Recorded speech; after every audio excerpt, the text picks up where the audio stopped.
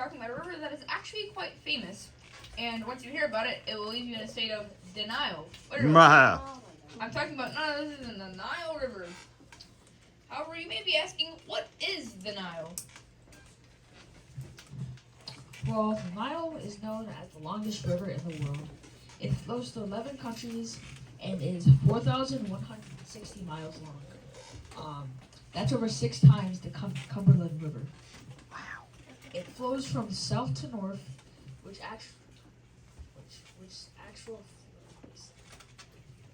is based on the 2 separate kingdoms. Keep the mic up at your mouth. Which is based on the 2 separate kingdoms of Upper Egypt and Lower Egypt. And it may sound confusing at first, but they are both the opposite of normal directions. They thought that since the Nile flowed to the north was the bottom, and south was the top. So Upper Egypt was lower than Lower Egypt. Egypt would have been nothing without the Nile, which we will talk about later. So Upper Egypt was south and Lower Egypt was to the north, which is backwards from all the other rivers because it flowed the opposite direction. Egypt would have been nothing without the Nile, which we will talk about later. It also inspired a lot of religions.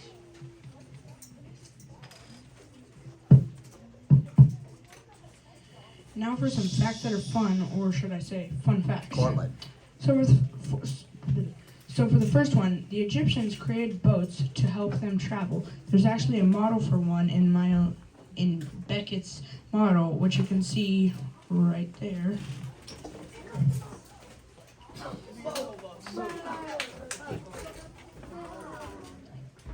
Reminder about being respectful and focused, because I've had to say to 2 people, pay attention.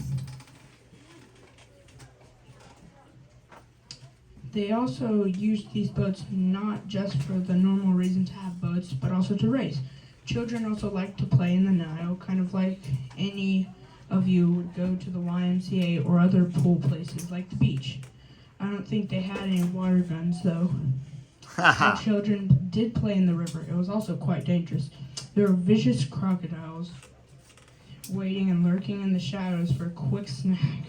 There were jagged rocks that could cut you harder than a Swiss Army knife. There were strong water flows waiting to pull you away. Most of these dangers kept enemies out of Egypt, making it very peaceful. The Nile brought many things like this to Egypt, resources and such, causing the Egyptians to call Egypt the gift of the Nile. The Egyptians were quite superstitious. They believed in many gods. The god Hapi was believed to control the annual flood of the Nile. So let me point out. So Egypt was known as the gift the Nile produced, right? Mm-hmm. It was known as the giver and taker of life. Yes. Because it gave them life, but it could take life like Smith is telling you right here. And they felt like they had to do really good to keep the God happy, so he wouldn't bring death and destruction. Yeah. Okay, go. The Egyptians called the Nile itself Ar, or also Ar.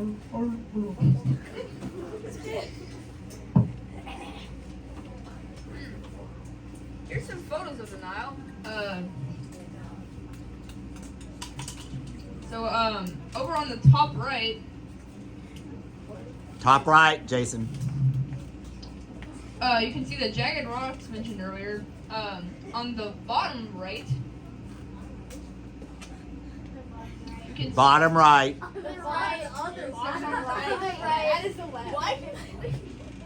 Okay, guys. You can see the Nile we were talking about earlier. Jacen, refocus yourself. If you look to the top right, you can see the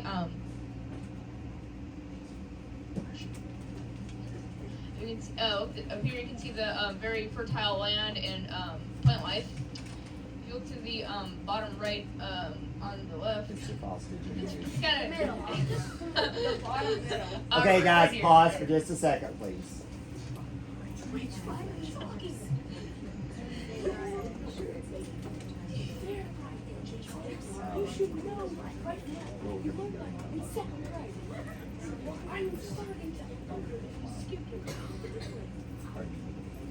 having some technical difficulties here, people.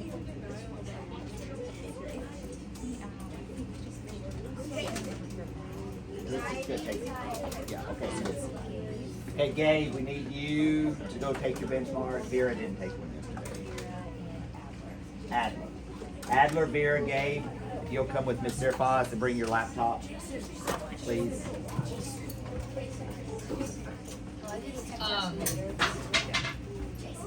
If you look to the bottom. Okay, hey guys, we're gonna pause. Let them go out.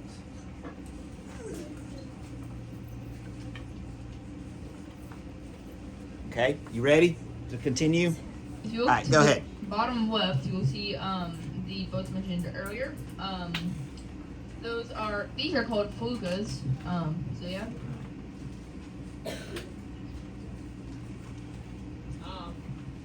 Now we've talked about many cool things about the Nile, but we're going to talk about the impacts of it on Egyptian society. Now, I don't think I can word this better than it says on the slide, so I'm just going to read it straight off. Every July to November, the Nile River will flood. This would make the land around the area moist and fertile, great for farming, which provided the Egyptians with the resources and supplies they needed in order to live. Couldn't have said it better myself. Oh wait, Justin. So basically the Nile was flooded, leading to fertile and moist land, which provided the Egyptians with good farming. You can see this also represented in my model, if you look right here. Beckett's model, not my model. This led to the Egyptians calling the land the Black Land. Because it was so rich.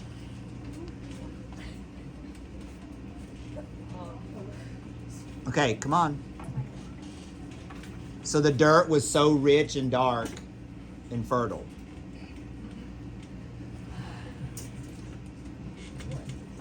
I don't know what. Okay. You up, Smith? Okay. Now let's talk about the geography of the Nile. It's actually two smaller rivers forming one bigger river, the Blue Nile coming from the mountains of East Africa, over there, and the White Nile coming from the tropics of Central Africa. These both come together to form a cataract. So, okay, hang on. So what you're talking about, though, that's at the beginning of the Nile, right? You're looking at here is the end of the Nile, or the mouth, the delta. What we're talking about is down here. So I need to clarify. Okay, do you all see the two pieces of the Nile River being off? That is called the delta, because later the Greeks felt like it seemed like a triangle, and that's their symbol for their triangular symbol is a delta. And so they call the mouth of a river, hey Jacen, thank you. They call the mouth of any river a delta, named after this delta because it's a triangular shape. And the mouth of the river is where the river flows into the other bigger body, or the end of the river, right? And what's unique about this is that's in the north, not in the south, because most rivers, they start in the north and go to the south. This one starts in the southern part of Africa and flows north to the Mediterranean Sea. So what Smith is talking about, the starting with the cataracts, are down a couple thousand miles south of here, of the delta. Okay, go ahead, Smith. These both come together to form a cataract, a very jagged and rocky area where tides are crashing against each other and high-speed winds. Because of these, most boats couldn't travel upstream. On the other side of the Nile, besides the delta, which is where the Nile breaks up into different smaller rivers that empty out into the Mediterranean Sea. The Egyptians called this The Egyptians called this the Red Lands. And that's the delta, right? That's right, Smith. The mouth. If you're not writing that down, you should be writing that down. Sorry, that was a typo. The Egyptians called this the Black Lands. And they called it that, Smith, because it was so rich at the mouth. The soil was so rich there with nutrients. And this is a map of the delta. And there are the names of the two branches that be off. As you can see over there. I also noticed, hey boys, I also noticed several lakes in the delta. Lakes, Lake Mariot, Lake Edku, Lake Berulus, And Manzil, Lake Lafitte. And those aren't important to know those, except that it's happening because you're near the Mediterranean Sea, right? That's why they're there. And can you go back? That photo, do you see how green that is? You literally can see the V, the fan. It fans out. And that was by far, that was the region of Egypt that was by far the best place to settle and live because you had all that rich land.